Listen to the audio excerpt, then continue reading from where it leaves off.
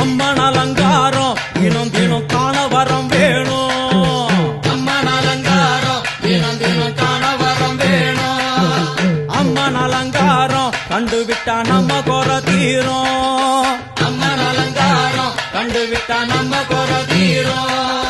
அம்மனுக்கு விரதம் ஆதி முதல் இன்று வரை வழக்கம். அம்மனுக்கு விரதம் ஆதி முதல் இன்று வரை வழக்கம்.